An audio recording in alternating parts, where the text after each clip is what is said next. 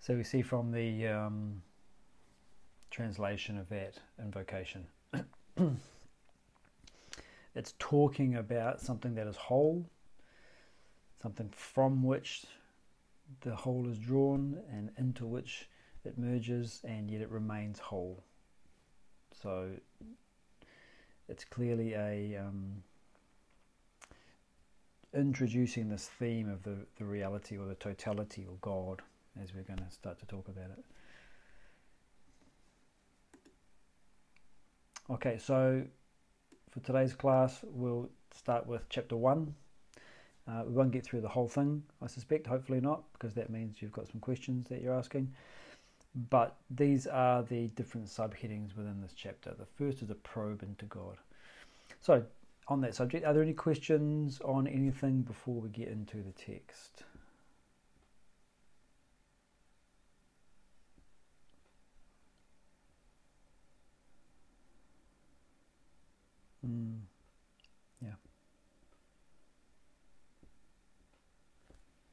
Yeah.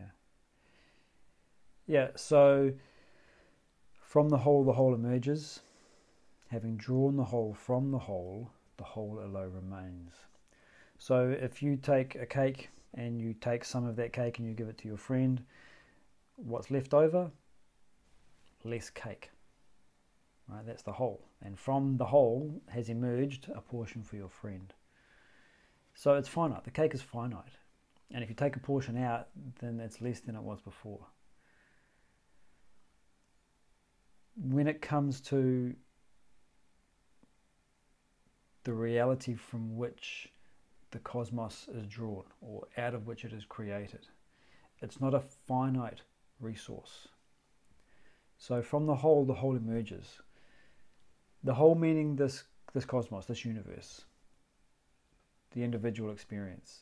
It's emerged from somewhere. We don't know what it is, but we call it that. That is whole. So whatever the cause or the source of the universe is, it's said to be whole. If you draw the universe from it,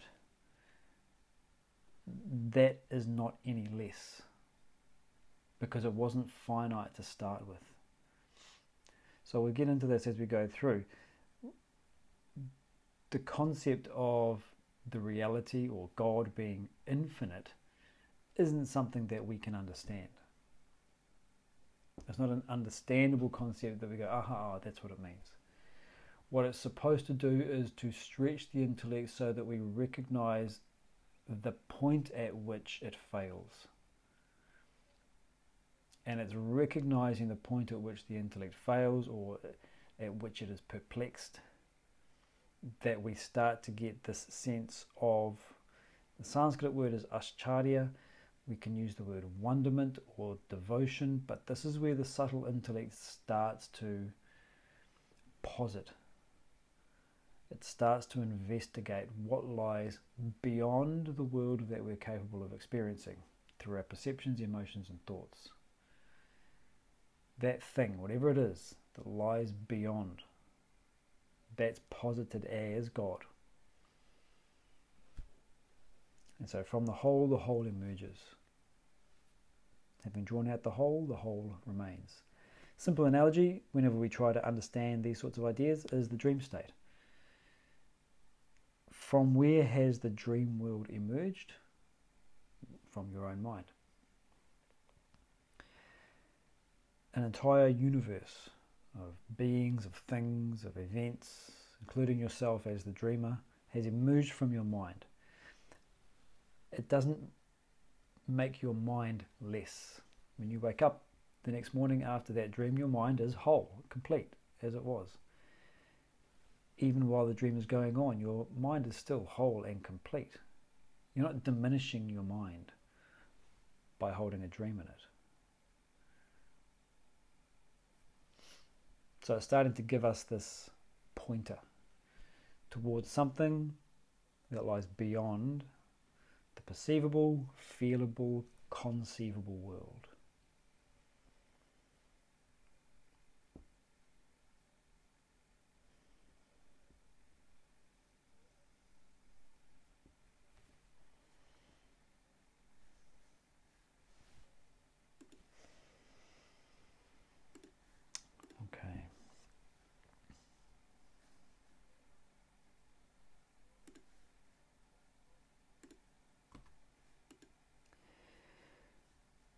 So let's start by getting into the text.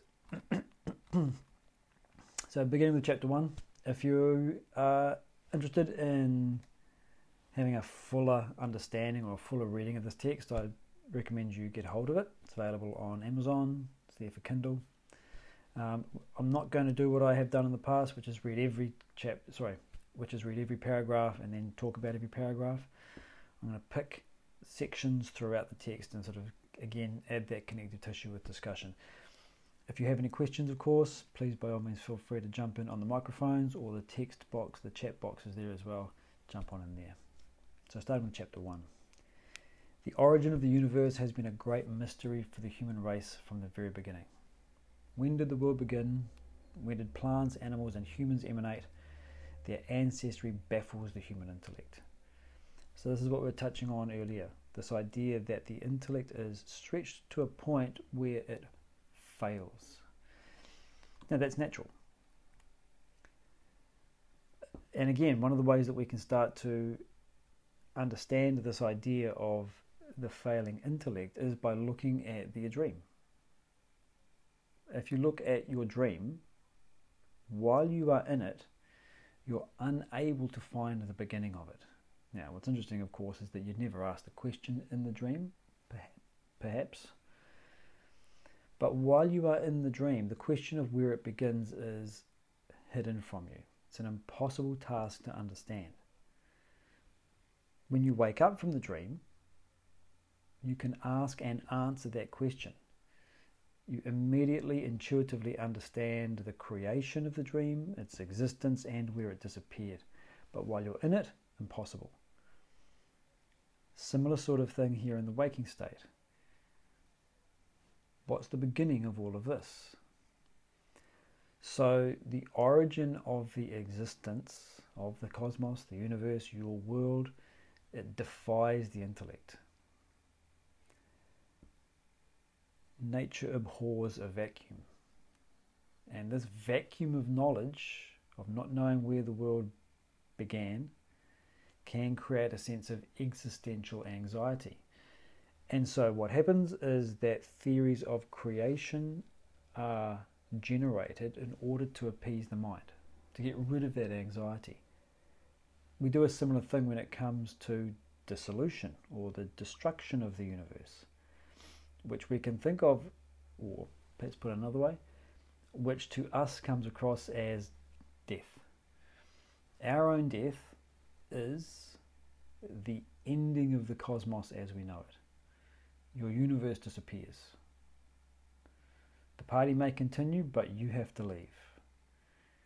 So this unknown of what happens at the point of death is similarly anxiety inducing, and so what do?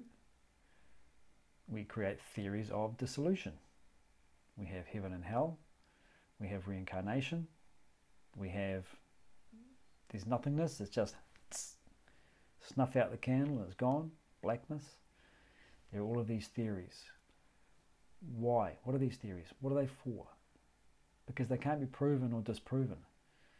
Then why hold them? It gives us something to hold on to. It appeases the mind. And so when it comes to the creation of the cosmos, we think backwards. Okay, here I am. There's my parents, and my parents' parents, and my parents' parents' parents, etc. All the way before them until as far back as you wish to go. At some point, we reach the first cause, which doesn't make sense as a statement, but it's where we end up. That has to be cause. Something has to be the cause of the whole thing. Well, what caused that? And you keep going backwards. So in order to stop this infinite regress, we posit a causeless cause. Something that isn't part of all of this cosmos, but which caused it. So there's nothing inherently religious in this. This is just the nature of the intellect, wanting to understand. It reaches its limit, it fails, it's perplexed. and to get rid of that existential anxiety, there is a causeless cause. Let's call it God, for want of a better phrase.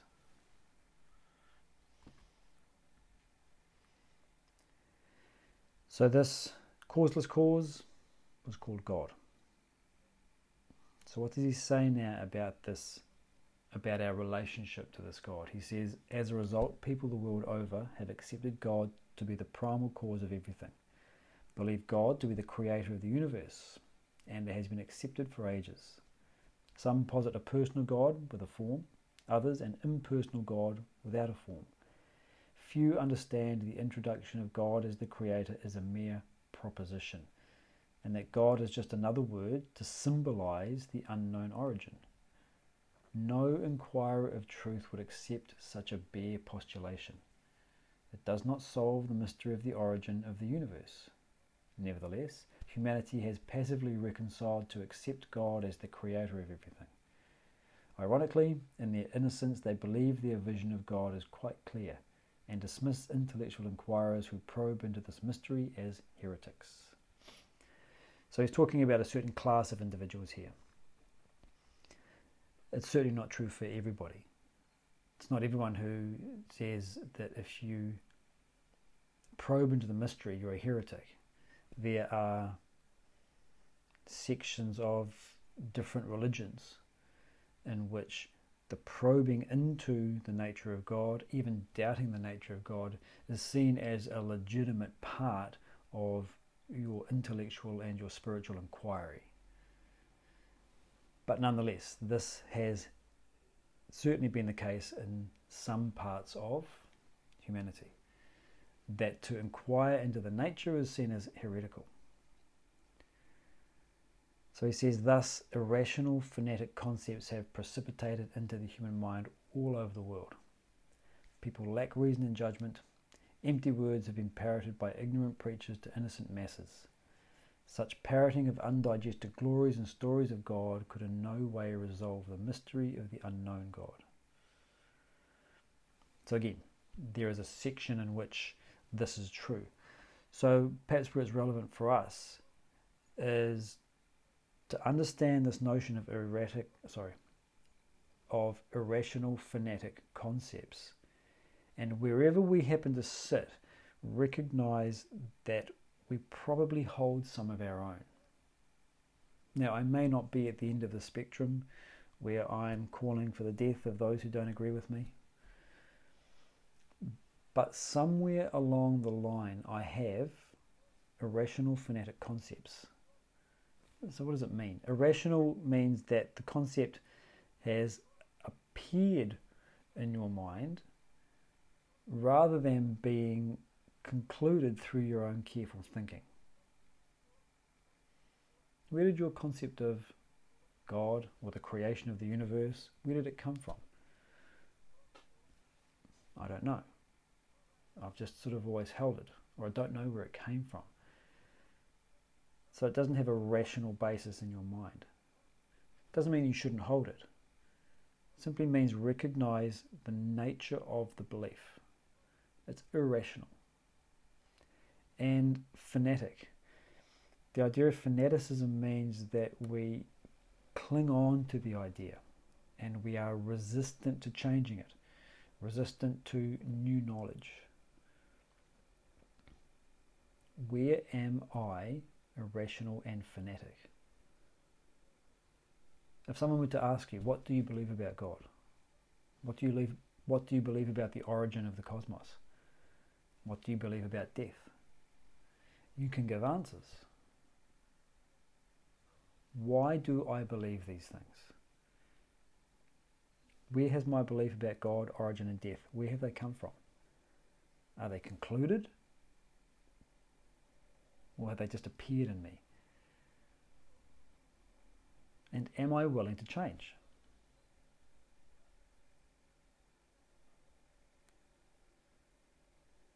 The degree to which I am willing to change shows the degree to which I am objective rather than fanatic. So this is a good starting point for us individually. what do I already believe? The moment you can identify your pre-existing beliefs, you can hold them more lightly. Part of the nature of holding keep joining those words. Part of the nature of holding irrational phonetic concepts is that we don't see that we hold them. They're so intrinsic to our thinking that we don't see them. It's the pattern through which we are viewing the world. We don't recognize that they're lenses.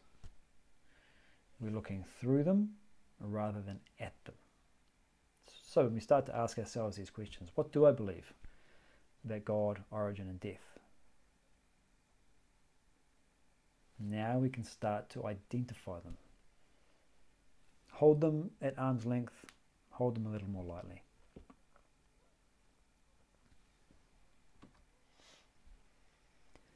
So that brings us to the mystery of the unknown. He says the way to investigate into the mystery of God is to proceed methodically, rationally, from the known to the unknown. God is unknown, period. An unknown factor can be made known only through known factors. Any number of unknown factors cannot provide the knowledge of the unknown. The fundamental principle of education is that knowledge proceeds from the known to the unknown. So again, the idea here is that we've got this placeholder, God, this word, representing something that is inherently unknown to us. Now, that's an untenable situation for us. We don't like not knowing something. When we recognize there is a gap in our knowledge, we move to fix it, to fill it. But how are we going to do that? When you come to know anything, it's only from the position of knowledge that you start, and then you advance into that area of unknown. So he gives an example here in the text. Knowledge proceeds from the known to the unknown. Okay.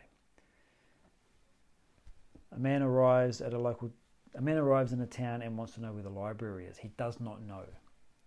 So library is the word for this unknown thing, the location of the book house. Doesn't know where it is. He asks one of the locals and they say to him, it's next to the university. He doesn't know where the university is. He's still lost. Asks another person, says, the university is opposite the hospital. He doesn't know where the hospital is. He's still lost. He still can't get to the library. The next person says, the hospital is adjacent to the train station. He arrived by train. The moment he knows that one factor, the hospital becomes known to him, the university becomes known to him, and the library becomes known to him. So he could have asked 100 different people where the library is and been given 100 different true answers. But because he doesn't have any known factors, he's still none the wiser. Just one known factor, and he can derive the location of the library. So that's true for any branch of knowledge, from geographical locations, cooking, physics, art and drama, whatever your subject matter is. When you are conveying it to someone, when they are conveying it to you, they start with something that is known to you. They find you where you are and then take a step forward, advancing into the unknown, making the unknown known. So he says, apply this principle to God, who is unknown. Interestingly, all descriptions of the unknown God are based on equally unknown factors. People in their intellectual fatigue have described God as infinite bliss, infinite love, infinite power, etc. Little realizing that infinity cannot be conceived by the intellect. As a result, God remains ever elusive beyond human comprehension. So we're touching on irrational, phonetic beliefs. Again, part of this is that a description has been given. God is infinite power, or the creator of the universe. We haven't actually gained any insight. We've just used a different set of words to describe it. We're still none the wiser. What is God? Oh, God is infinite power. That is exactly like saying, where is the library? It's next to the university. You don't know the university, so you don't know the library. You don't know what infinite power means. So you still don't know anything about God. And yet we're somehow satisfied. It's an interesting phenomenon. We're somehow satisfied with different descriptions. And so it starts to really get us to this question of what genuine inquiry is.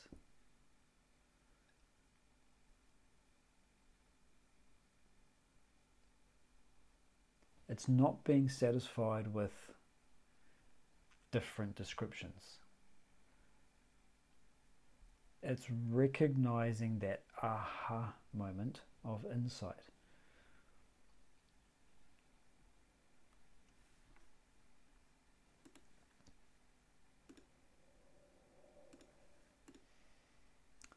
So there's a quote that he references here in the text by Omar Khayyam.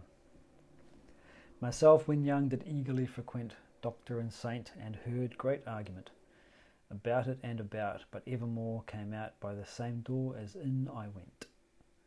So what's he talking about here? Discussions on the nature of the universe. So when I was young, I eagerly went into great discussions from doctors and saints about this concept, this idea. But I came out the same door as I went in, meaning I gained no insight from these discussions.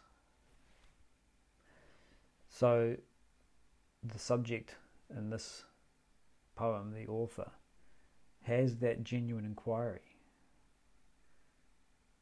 They are never satisfied with just words.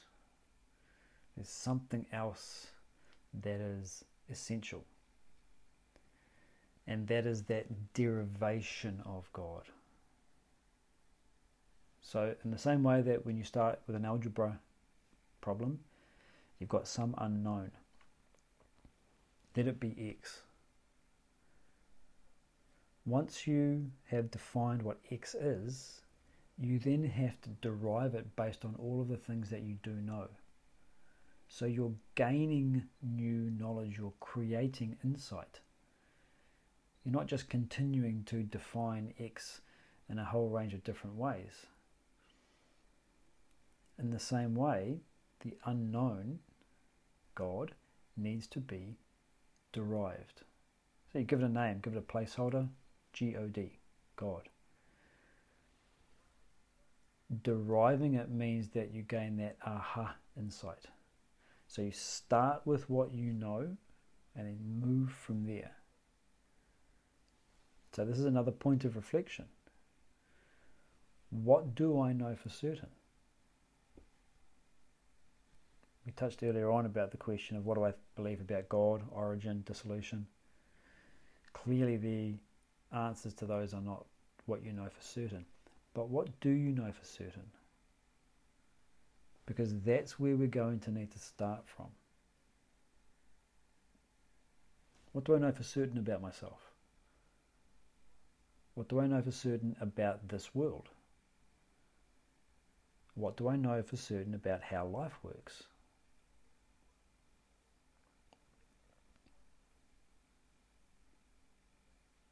And what would you stake on that? I know that my children love me. All right, now imagine you had to stake your life on that. If you were right, you live.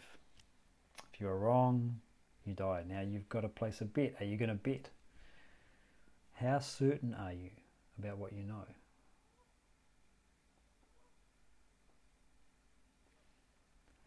So again, that idea of genuine insight means not just being aware of the things that you've accepted because they make sense, but there's a sense of knowing that is deeper than an intellectual appreciation. It's being able to identify that within yourself. And so we want to derive God. Here come the religions. So religion is the attempt to derive God. Not just to give it different names, but to actually get that aha moment of insight. And so, broadly speaking, we can say that there are two main components of a religion. You have the philosophy or the ideology, and the symbols and the rituals. So they're designed to cater to the parts of the inner personality.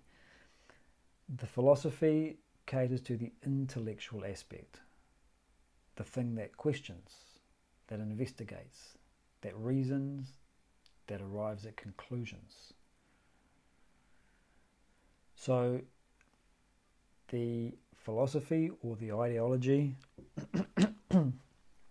is a record of the insights or the truths that have been previously derived. It is a whole set of ideas, meanings, principles. So again, it touches on this idea of what genuine inquiry is and what we know for certain. You can study and reflect upon a philosophy or an ideology. You can understand it. But that doesn't mean that you have insight. Passively accepting something because it makes sense or because it was spoken by someone that you trust isn't what we're talking about when we're talking about gaining insight. A common example of this might be something like reincarnation or heaven and hell. It's been spoken to you or you've read it. Reincarnation is what happens when you die. There's an acceptance of it. But is that insight? What do you know for certain? Do you know that reincarnation is the way that the world works? No, I don't know for certain. So my acceptance of it isn't this genuine insight. So the philosophy is derived through reflection, contemplation, and meditation. Second aspect, the symbols and the rituals. This is for the devotional aspect of the personality, the mind, the heart, our feelings. These, if you like, are carriers of the knowledge. So some of the philosophical ideas can be abstruse, they can be a bit dry, a bit difficult to grasp, and yet they're still essential. One of the ways that you can allow the knowledge or the ideology to continue generation after generation after generation is to turn it into a symbol or turn it into a ritual. And the Indian tradition is full of this. All traditions are, but the tradition that we're speaking from is the Indian tradition here. The rituals themselves reflect an ideology. A symbol reflects a meaning. Yeah, Nidhi, you had your hand raised.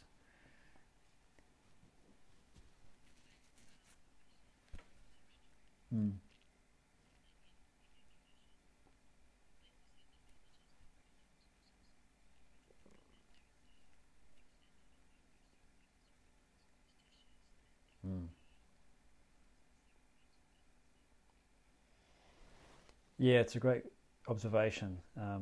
And again, it's the same sort of idea of unquestioningly accepting something, passively accepting something, and it becomes a superstition.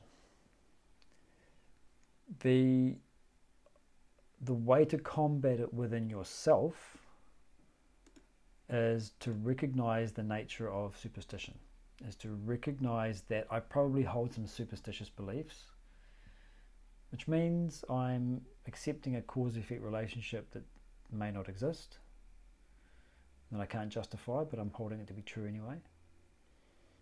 Black cat crosses my path, it's bad luck, whatever. The moment you recognize that superstitions can take hold in the mind and their detrimental effect, most of the job is done. Self-awareness is, if you like, the magic ingredient, which enables us to hold our beliefs at arm's length and look at them rather than through them. So I just want to touch again on this idea of looking at rather than through. You put a pair of glasses on, pink lenses, so everything looks coloured pink. Within 5 minutes, you forget that they're on. It looks normal to you. You're looking through those lenses, but you've lost the awareness that they are there. Someone says, nice glasses. All of a sudden, you become aware that they are there. You know that the world is actually not the colour that I'm seeing. It's coloured by my lenses. Same thing. The moment we recognise I've got my biases, I've got my superstitions, I've got my fanatic beliefs, we have identified in our own minds that they exist, and that helps us to look at them rather than through them. So that's the first step. The second step is to simply question them. What do I know for certain? What do I believe? Why do I believe it?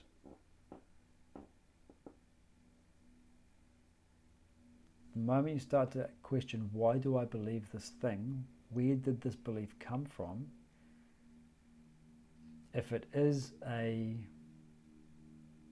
fanatic belief, if it is a superstition, if it is irrational, the moment you see that, it loses its power. The problem is getting ourselves to look.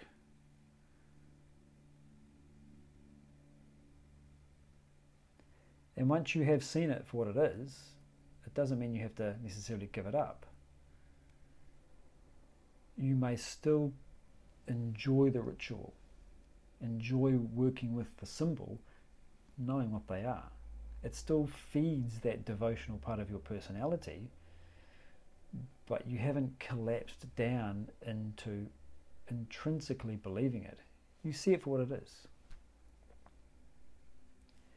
When it comes to the fanatic, or when it comes to the superstitions of others, what we're able to accomplish is pretty limited unless they themselves are interested in seeing their superstitions. Empathy works.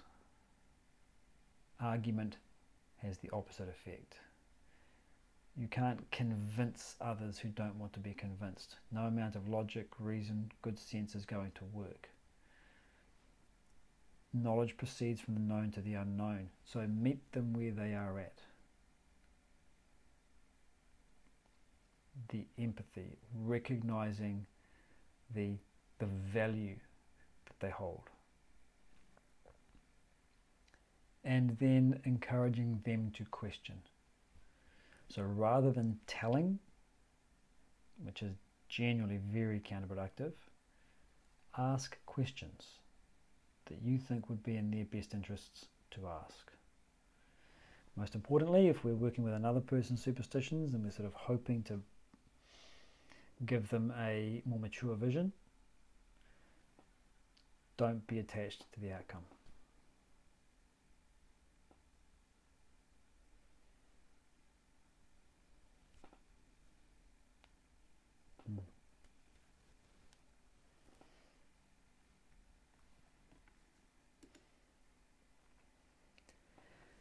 So philosophy is the ideology, it's the meaning part.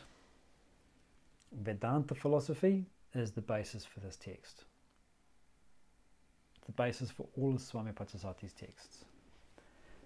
Where does it come from? Vedanta is the end portion of the Vedas. A huge body of knowledge from the Indian subcontinent. The Upanishads are this end portion of the Vedas. And the subject matter of the Upanishads is God.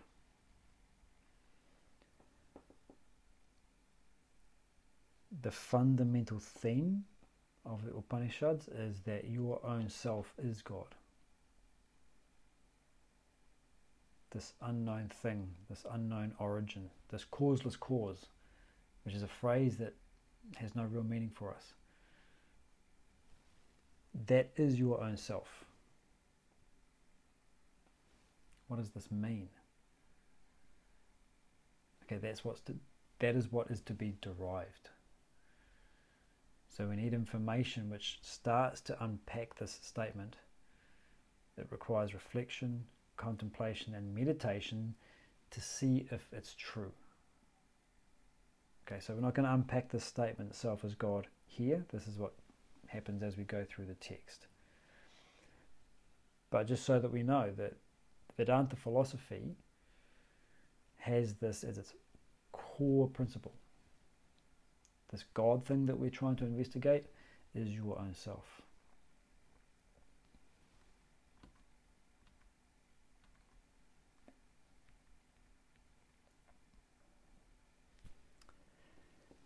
So Vedanta is thousands of years old. It's been studied by thinkers, practitioners from all over the world. Eminent theologians regard Vedanta of the Upanishads as a world scripture. Okay, so this next section here is a whole set of tributes to Vedanta. It's what we can think of as social proof. If you want to sell something to somebody, whether it's your pottery or your counselling services or your plumbing services, social proof is when people on the internet, on social media, your friends say, Joe's plumbing, on time, great job, good price. There's a social proof. So what does that do? It gives you enough faith to say, Joe, come do my plumbing for me. The tributes to Vedanta that are in this text are a sort of social proof. What's the purpose? Why include them? Again, it builds faith. So faith doesn't mean, oh, now I believe it. Faith is enough to get you to start inquiring with an open mind. Okay, I will be open to changing my beliefs. I am open to it. Why? Well, all of these Indian scholars and practitioners are saying how great Vedanta is. Look at all of these Western thinkers. They also say that Vedanta is great. If they say it, maybe there's something in it. So it's a mind opening, making us, perhaps another way to put it, making it less threatening to remove or to change our beliefs. So I won't go through any of the tributes here. Again, grab hold of the text, you can have a read through. Max Muller, Duysen, Schlegel, Goff, all these people. So the whole purpose of the religions then is to inquire into the unknown. Now, if we're going to inquire into something, we've got to have some sort of vision of what it is we're inquiring into. If we're going to seek something, if we're going to move towards something, again, there's got to be some sort of faith that it's worthwhile. Is there any reason to believe that this unknown or unknowable thing that we're calling God even exists? So he says, on a preliminary study of the mysterious origin of the world, there appears sufficient evidence of something beyond the perceivable and conceivable world.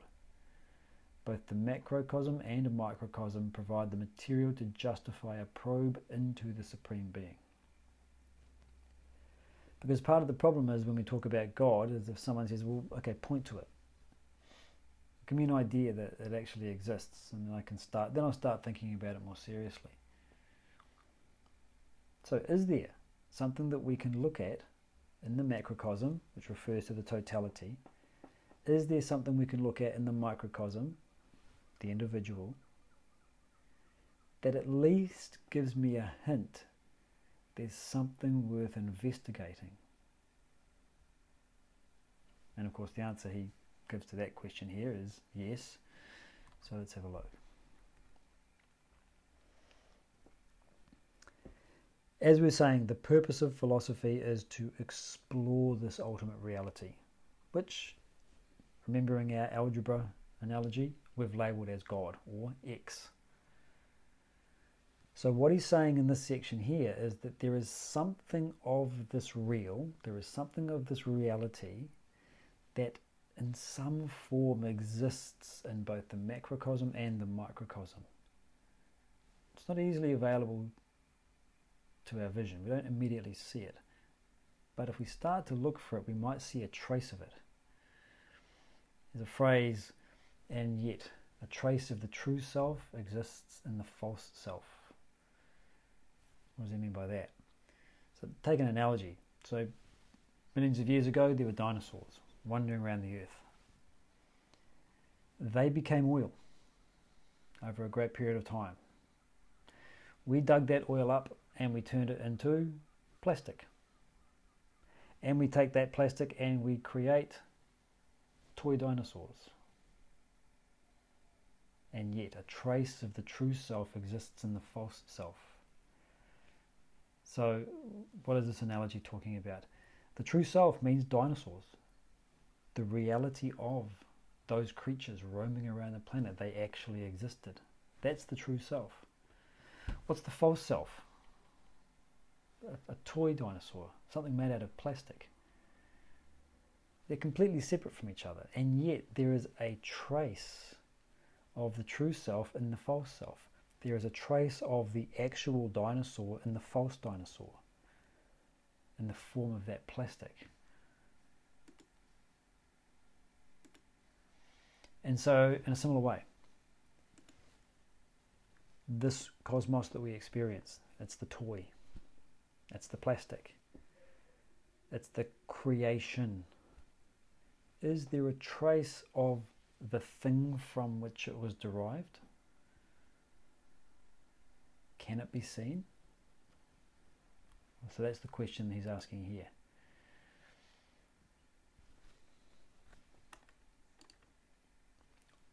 Oil. Oh yes, not just dinosaurs, but organic matter in general. I guess gets deposited and layered down in a particular place over the many, many years. Pressure, temperature, becomes oil. So yeah, we're running our cars on prehistoric animals and vegetation.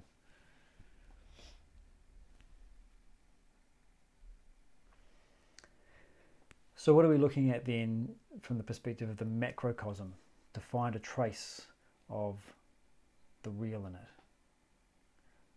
When we look at the cosmos, we can see that it is governed by certain laws, by principles.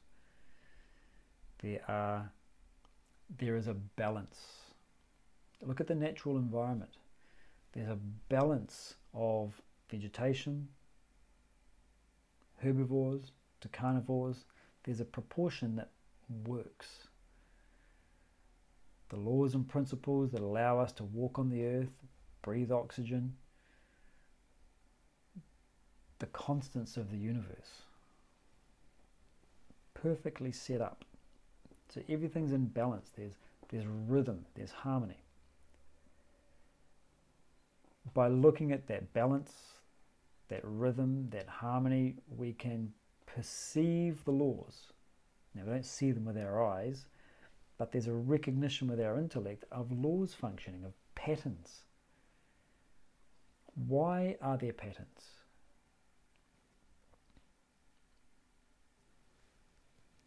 gravity holds us in place. What is it that creates and sustains these laws, these tensions along which energy and matter seem to move? What creates and sustains them? What's happening when we ask this kind of question is that we are beginning to posit something which lies beyond the cosmos. In the text, he talks about this idea of seeing the splash of divinity everywhere. It's not an analytical appreciation. It starts analytically. We observe order. We observe patterns. But when we stop and immerse ourselves in that, there is an intuitive appreciation of that order, of that beauty. There is a practice, bhakti, devotion, part of which includes simply feeling the wonder of nature. When you go into a natural environment and just sit, phone is off, you're on your own. You're not trying to do anything, you're simply immersing yourself in the order and the beauty around you. You start to get a sense of something that holds it all together. You perceive an underlying intelligence to the whole thing. What is that underlying intelligence? Okay, you can't give it a name, or I should say, you can give it a name, but that doesn't help you. That's just another placeholder. What's happening is that you're beginning to perceive this underlying thing which can't really be comprehended. So by observing the macrocosm, the way that it functions, the laws that govern and sustain it, including our physical body, we start to posit something beyond it that has generated, created, sustains it. And again, the Upanishadic tradition says that whatever that divinity is, which is again just another placeholder like God, whatever that divinity is, it is said to be your own self. Your own self is the cause of the beauty and the order that you see in the macrocosm.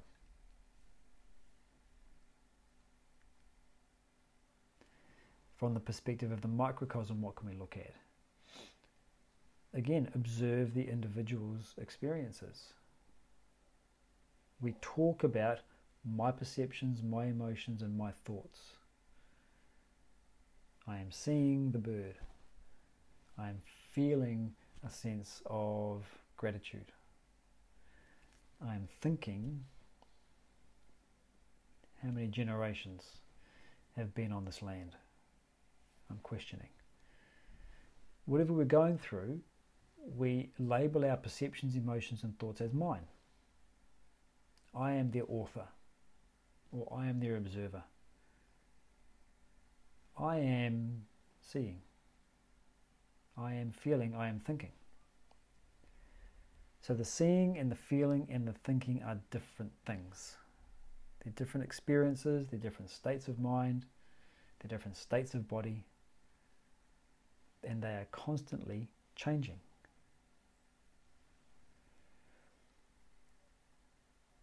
What is it that traces through all of your experiences,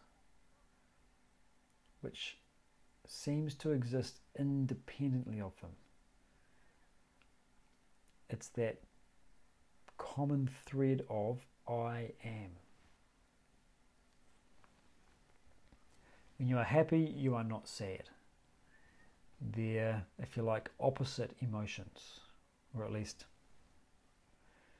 on opposite ends of the spectrum.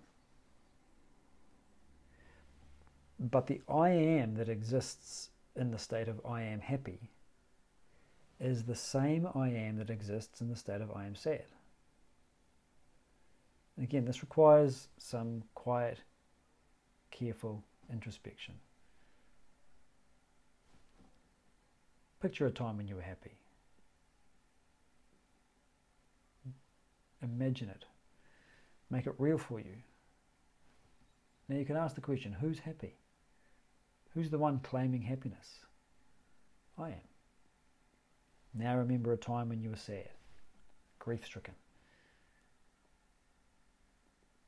Become it, imaginatively. Ask the same question, who's the one claiming to be sad? Well, I am. Happiness, sadness, different. And yet they are both equated to this I am. Jump off your feelings and onto your thoughts. Even though I am sad, I'm thinking that things will get better. It's a thought. The feeling and the emotion are separate. The feeling and the thought are separate and still equated to I am. So what are we starting to tease out here?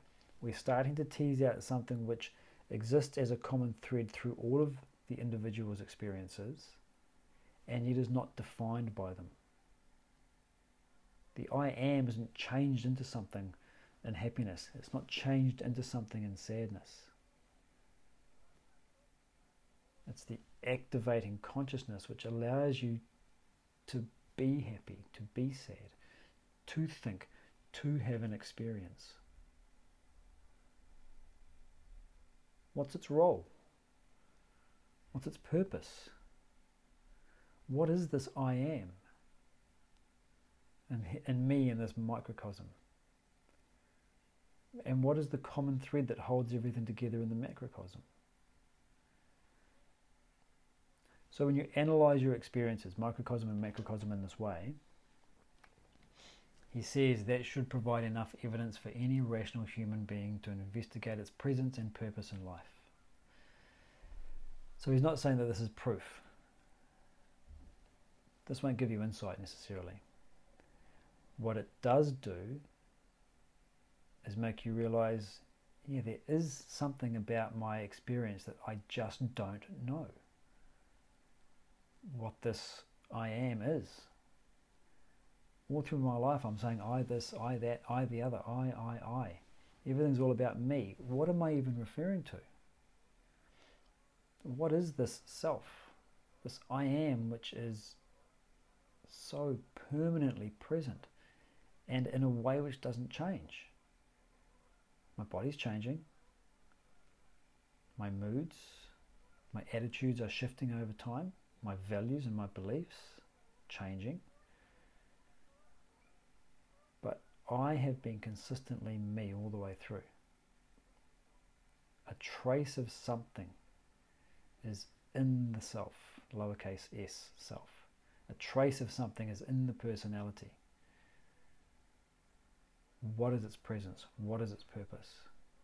I don't know. Genuine inquiry.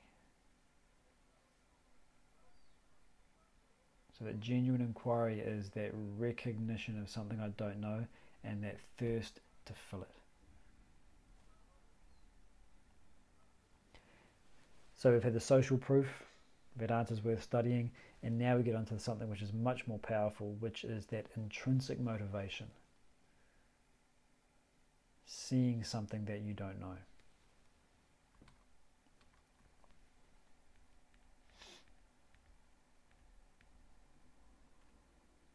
So he says, the phenomenon of the macrocosm and microcosm should provide adequate material for a seeker to meaningfully launch on the study and inquiry of the transcendental reality beyond the terrestrial world.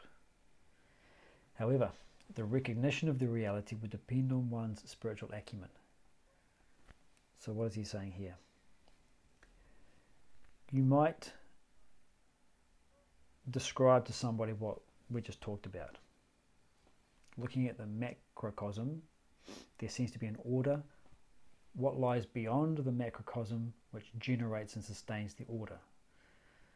You might say when you look at the microcosm, the individual, there's a sense of I am, unchanging, that runs through the changing factors. Now the person you're speaking to might perfectly get it.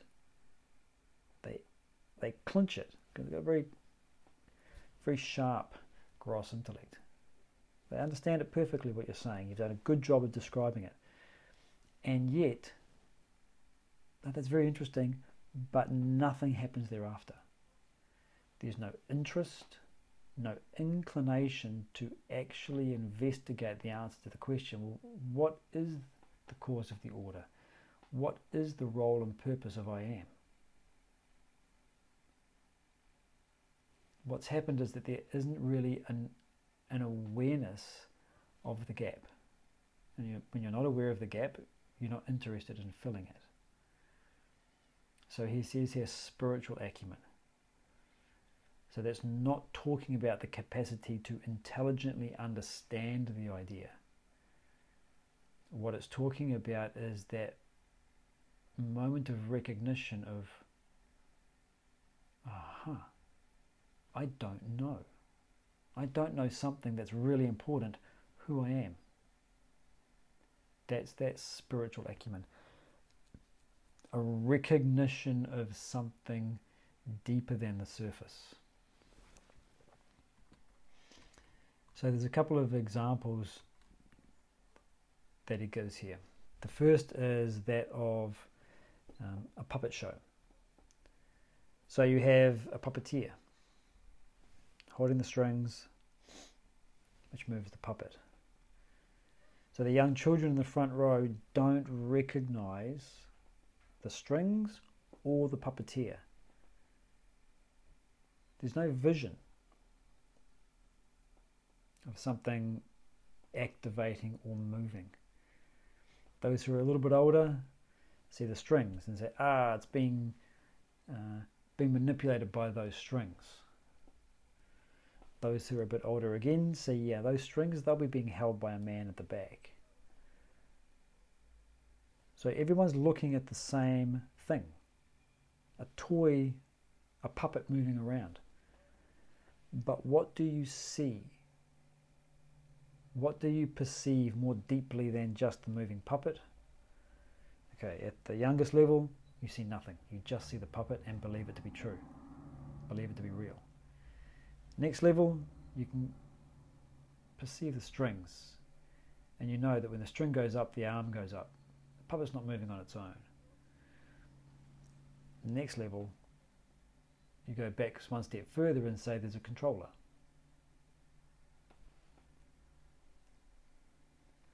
So when it comes to this pursuit, trying to derive or understand God, we need a picture, if you like, of what we are seeking. The same is true for any kind of worldly goal. Do you want financial success? Do you want career recognition? Do you want a happy family, good relationship, physical strength and prowess? Whatever you're seeking, you create a vision of it. You have a picture in your mind of what it is. Without that picture, there's no seeking, which is why goal setting is so important. Goal setting is to create a picture of the thing that you want so that you can move towards it. When it comes to our seeking of the truth around God, it's very difficult because, as we've touched on, it's beyond the intellect. You can't actually form a picture of what it is, but you can start to try. And the attempt to form a picture of this unknown reality, of this God, is the job of the subtle intellect. If we don't have a picture of it, there's no motivation. It's like trying to motivate someone else towards something good that you can see but they can't. You can see how beneficial daily physical exercise will be to their physical and mental health. They can't see it. So all of the pushing won't last. It must be intrinsically motivated.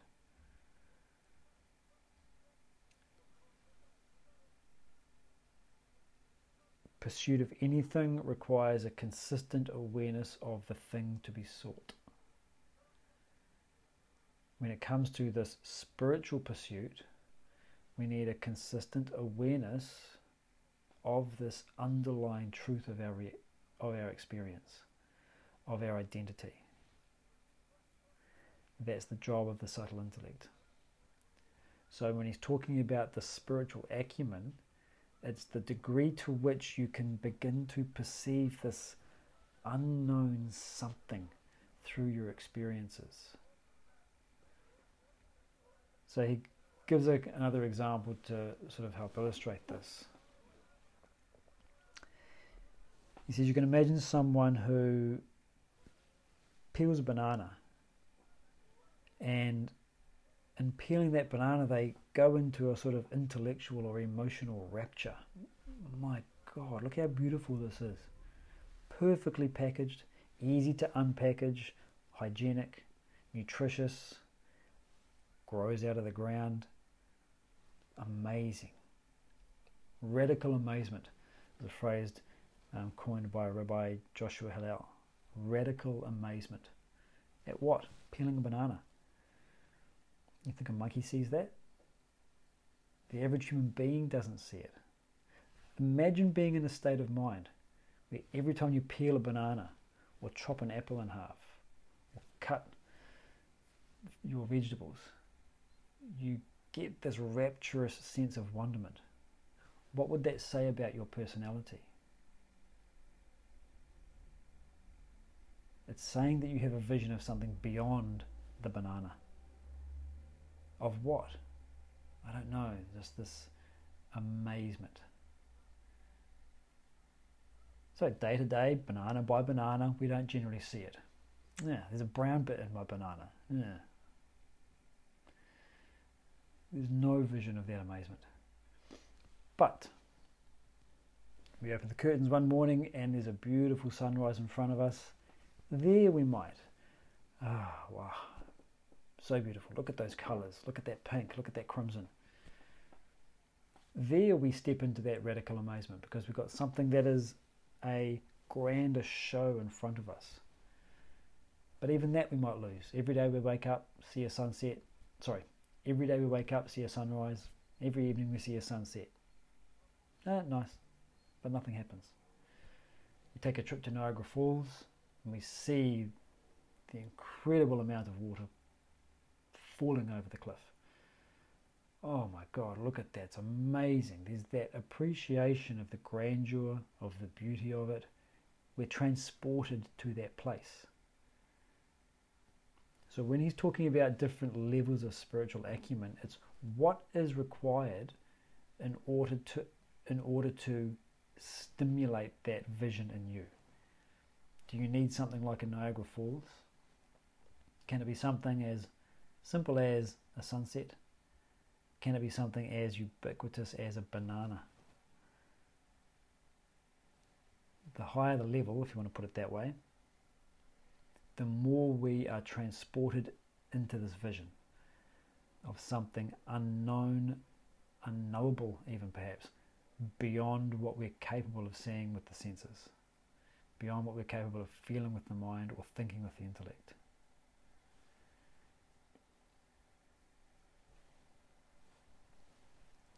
So that's why he says, those who see, see. You look at a banana and you get that sense of wonderment. Another person looks at a banana and says, yeah, it's a banana. They do not see it. Consistent awareness of that thing which lies under the surface. That is the key to practice. If you see it, you see it.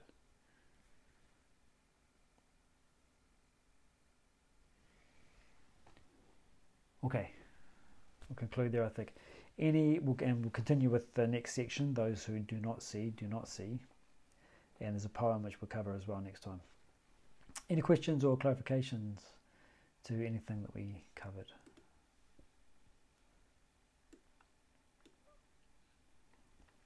Thanks, Roy.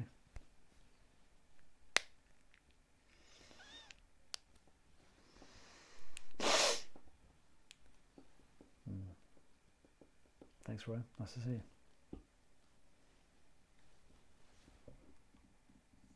Mm.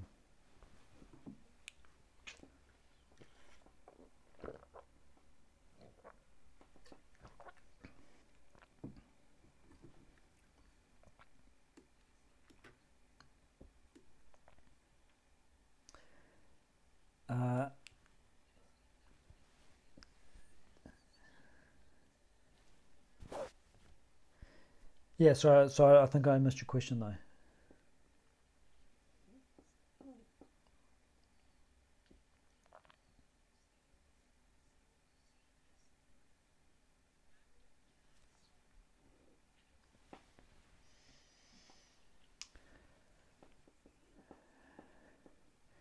It's yeah. I mean, to feel that feeling of wonderment or amazement or ascharya, as it's called in Sanskrit, um, simply observe.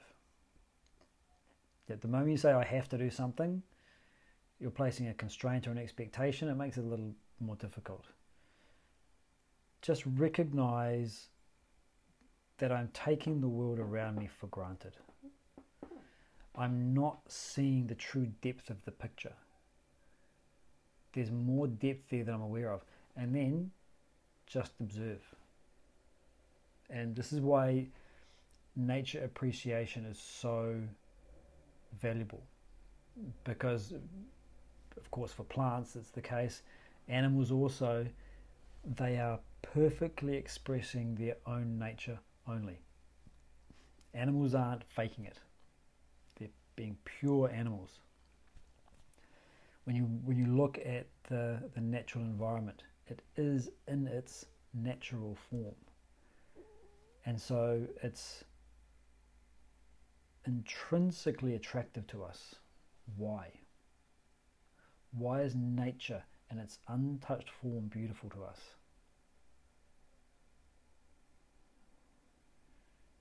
Okay, rather than trying to answer that question with words and concepts, feel it. The same is true for people. You can live with someone for decades and you stop recognizing there's a depth there. There's a surface that you have been dealing with for so long that becomes so familiar that you only see the surface and forget that there are strings pulling at that person's arms and legs and mouth and vocal cords, causing them to function the way they are. And there's something beyond that, those strings. There's a controller, there's a self in there. We also miss that, become complacent. So when you say, I should see the depth, there's no should. If you want to look for depth, go ahead, look. And it's simply a matter of observing.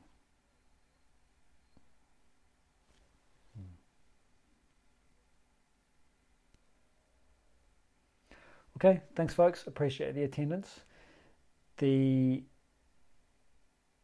continue with Gita on Tuesday Pacific time, and there's also Q&A on Wednesday Pacific time. If you have any questions on anything that we've covered throughout here, please feel free to email them through to me. I can take them up during that Q&A. If you're not able to attend the Q&A, no problem. They're recorded, posted on YouTube, so you'll be able to hear the question and answer in your own time. So yep, please feel free to send any questions through and we can deal with them. And of course at the beginning of each class I'll ask if you have any questions, so feel free to bring questions to class as well.